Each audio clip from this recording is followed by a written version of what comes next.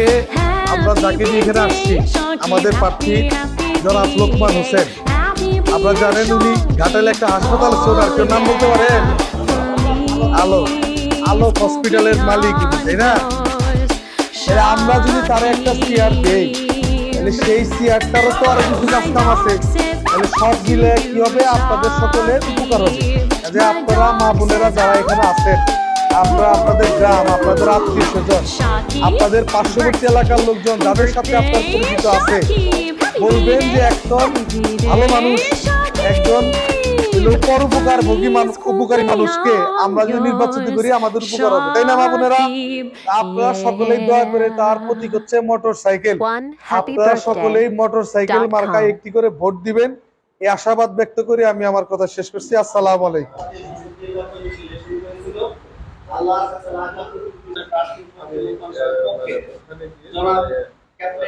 তো আমি কয়েকটা কথা বলবো। একটা নির্বাচন শেষ হয়েছে, আরেকটা নির্বাচন আসছে, উপজেলা চেয়ারম্যান নির্বাচন, তাই না? আমি শুধু একটা জিনিসই বলছি, সেটা হলো যে এখানে আপনারা যারা বসে আছেন, এখানে সবাই আমরা কষ্ট করে খাই, তাই না? এখানে কিন্তু ম্যাক্সিমামই মেহনতি মানুষ, যারা আমরা তো বড় লোক না কেউ, এখানে সবাই চিন্তা করতে হয় যে আগামীকাল সকালে থেকে সারাদিন কিভাবে চলবে কিনা। তো আজকে আমাদের যে লোকমান ভাই বসে আছেন, বা আমাকেও যদি মনে করেন, আমরাও কিন্তু আপনাদের মধ্যে এই ধরনের পরিবার থেকে এখানে উঠে আসছি। হ্যাঁ, আমরা কেউ বড় লোকের ছিলেন না, জমিদারের ছিলেন, আমিও না, লোকমান ভাইও না, আমাদের চেয়ারম্যান সাহেব না। আমরা আপনাদের মধ্যে পরিবার থেকে বড় হয়েছি। আল্লাহ পাক আমাদেরকে এখানে আসার জন্য তৌফিক দিয়েছে। তো যারা আপনাদের মতো মানুষের দুঃখ বুঝবে, কষ্ট বুঝবে, আমি বলবো আপনারা তাদের মতো লোকজনের সাথে থাকবেন। আর একটা জিনিস আমি মনে করি যে রাজনীতি কোনো পেশা না, রাজনীতি কোনো পেশা না। আমাদের লোকমান ভাই, উনি আল্লাহর রহমত, আল্লাহ ওনাকে অনেক দিয়েছেন। ওনার একটা হসপিটালও আছে, আপনারা জানেন, শুধু এখানে ঢাকাতেও আছে। ওনার টাকা পয়সার কোনো অভাব নাই, মানে আল্লাহ পাক দিয়েছেন ওনাকে। এই রাজনীতি করে উপজেলা চেয়ারম্যান হয়ে লোকমান ভাইকে চলতে হবে, এটা মনে হয় দরকার নাই। হ্যাঁ, ওনার মতো মানুষ চেয়ারম্যান হইলে আপনাদের মতো মানুষের উপকার হবে, যে ধরনের পরিবার থেকে লোকমান সাহেব এবং আমরা বড় হয়েছি। আমার একটা কথাই, আমি মানুষ দেখে সারা জীবন আমি ভোট দিছি, আমি মানুষ দেখে দিছি, আমি কোনোদিন মার্কা দেখে ভোট দেই নাই। এবং আপনারা মানুষ দেখে ভোট দিবেন, যে আপনাদের মতো মানুষের অবস্থা বুঝবে, মনের কথা বুঝবে, এবং যারা এই ধরনের পরিবার থেকে উঠে আসছে তারাই বুঝবে, আর কেউ বুঝবে না। অনেকে অনেক কথা বলবে, আর উনি যদি উপজেলা চেয়ারম্যান হয়, উনি যা পাবে সম্পূর্ণ আপনাদের জন্যই ব্যয় করবে এবং মেহনতি মানুষের জন্যই করবে। আমি মনে করি আপনারা ভালো মানুষ হিসেবে, আপনাদের পরিবারের মানুষ হিসেবে লোকমান ভাইকে সমর্থন করবেন এবং মোটরসাইকেল মার্কায় আপনারা ভোট দিবেন। লোকমান হোসেনকে কেন আপনারা ভোট দিবেন? আপনারা আমাদের ভোট দিচ্ছেন না, বাকি অংশ পূরণ করার জন্য আপনারা লোকমান হোসেনকে ভোট দেবেন মোটরসাইকেল মার্কায়। দয়া করে, মায়া করে, আমি আর কথা বাড়াতে চাই না। আমি একদিন দাঁড়িয়েছি, সম্পূর্ণ বাদ করতেছি, এক ভদ্রলোক মাথায় করে সার নিয়ে যাচ্ছে। আমি রসিকতা করে জিজ্ঞাসা করলাম যে মুরব্বীটা কি? বর্জনা বাড়ি, লোকিয়া, শরীফ চেয়ারম্যান এলাকার মানুষ। শরীফ চেয়ারম্যানের একটা গ্রাম আছে, তাদের নিজস্ব কোনো রাস্তা নাই, আমার রাস্তার উপর দিয়া লোকের পাড়ার একটা গ্রামের মানুষ চলে, এটার নাম হলো বর্জনা।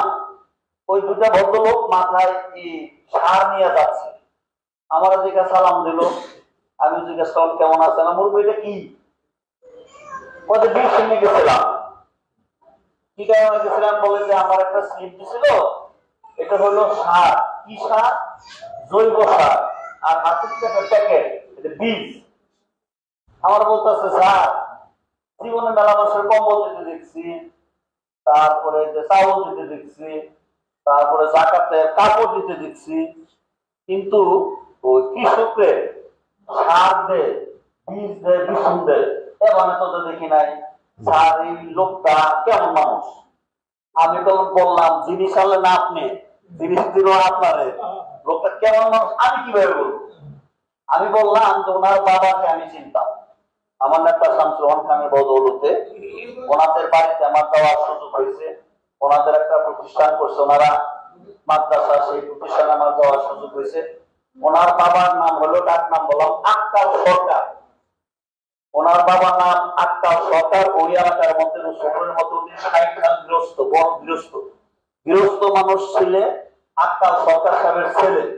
ওনারা 6টা ভাই, তার একজন আমার লোকমান সাহেব। যেহেতু কৃষকের ছেলে, এই জন্য কৃষকের জন্য তার মা রাখছে বুদ্ধি করে নেতা খাটাইয়া, এই জন্য এই কর্মসূচি সে গ্রহণ করছে। এর মধ্যে কি বলবেন তো সে নামাই দিচ্ছে, আমার লেবার ছিল তার মাথাতে নামাইছে।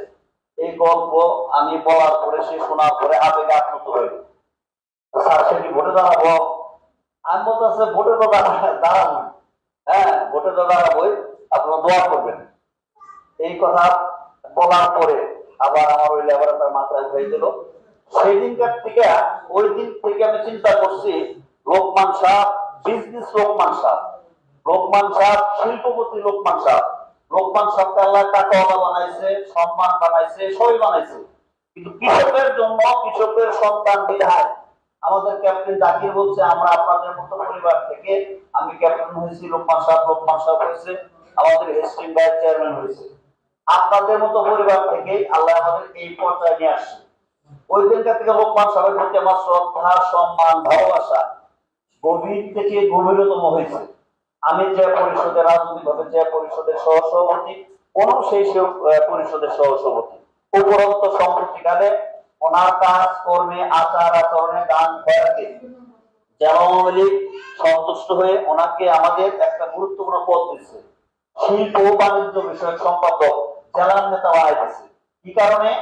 শুধু তার ব্যক্তিগত আচার আচরণের কারণেই না, মানুষের তার যে মমত্ব, তার যে মায়া, তার যে চিন্তা চেতনা, সকল কিছু মিলাই আওয়ামী লীগের তাকে সম্পাদক করছে। এই জন্য আপনারা, আমার ইউনিয়নের মানুষ, আমি মায়েদের কাছে, বোনদের কাছে অত্যন্ত বিনীত অনুরোধ করি, আপনারা সকলেই, আপনাদের একটা ভোটের সাথে আমার ইজ্জত জড়িত। আপনাদের একটা ভোট দিলে যদি আপনাদের সম্মান, চেয়ারম্যানের সম্মান বাড়ে, তাহলে আপনারা সম্মানিত হবেন না? হবেন তো? তাহলে তো একটা হাত তুলে দেখেন তো কারা কারা মুসলমানকে ভোট দিবেন। আলহামদুলিল্লাহ, এখানে 152 জন মানুষ আপনারা মাননীয় প্রধানমন্ত্রী ভর্তুকির বিনিময়ে, ভর্তুকির বিনিময়ে আপনারা চাউল পান। এটাও কিন্তু একটা সরকারের বড় অবদান। সেই দলের প্রতিনিধি হইল আমাদের প্রার্থী লোকমান হোসেন। ওনার জন্য দোয়া করবেন। আমার কথায় যদি আপনারা কেউ কষ্ট পেয়ে থাকেন, আমাকে মাফ করবেন। আমার পরিষদের সকল মেম্বার এখানে আছে, সকল মেম্বার আপনাদের বাড়িতে বাড়িতে যাচ্ছে, ভোট প্রার্থনা করতেছে। 21 তারিখ, আর মাত্র কয়েকটা দিন আছে। দয়া করে, মায়া করে আপনারা সকলেই মোটর সাইকেল, যার যার সেন্টারে গিয়ে মোটর সাইকেল প্রতীকে, আমরা কাম দেশে হুন্ডা মার্কা বলি আর কি, বলি না? আমরা মোটর সাইকেল হুন্ডা মার্কা বলি। দয়া করে মোটর সাইকেল প্রতীকে একটা করে ভোট দিয়ে ওনাকে জয়যুক্ত করবেন। 7 2 ঘন্টা নোটিশে একটা মিছিল করছে আমার ভাতিজা, এই জন্য আমাদের পক্ষ থেকে। আপনারা ইতিমধ্যে তো চেয়ারম্যান সাহেবের বক্তব্যে জানছেন, তাই না? আমি আপনাদের লোক, আমরা বিবেচনা করলে দেখবেন যে আমি আপনাদের লোক। কেন? আমি আপনাদের সবসময় পাশে থাকি, কিন্তু গভীরভাবে থাকার সুযোগ হয় না। আপনাদের সন্তান হিসাবে, আপনাদের ভাই হিসাবে আপনাদের পাশে থাকতে চাই। আগামী 21 তারিখে নির্বাচন, এই নির্বাচনে আমি চেয়ারম্যান প্রার্থী হয়েছি। আমার প্রতীক হলো মোটরসাইকেল প্রতীক, হুন্ডা প্রতীক। হুন্ডা বুঝলে আপনারা বললে মনে হয় বুঝেন। হুন্ডা প্রতীকে আপনারা আমাকে ভোট দিবেন। ভোট দিলে আমি 5 বছর আপনাদের বিনা স্বার্থে আমি সেবা করব। আমার কখনোই অন্যায় করি না, অন্যায় করার চেষ্টা করি না। আপনাদের পাশে থাকি। আমার নেত্রী জননেত্রী শেখ হাসিনা আস্তে আস্তে বাংলাদেশকে অনেক উন্নয়ন করেছে।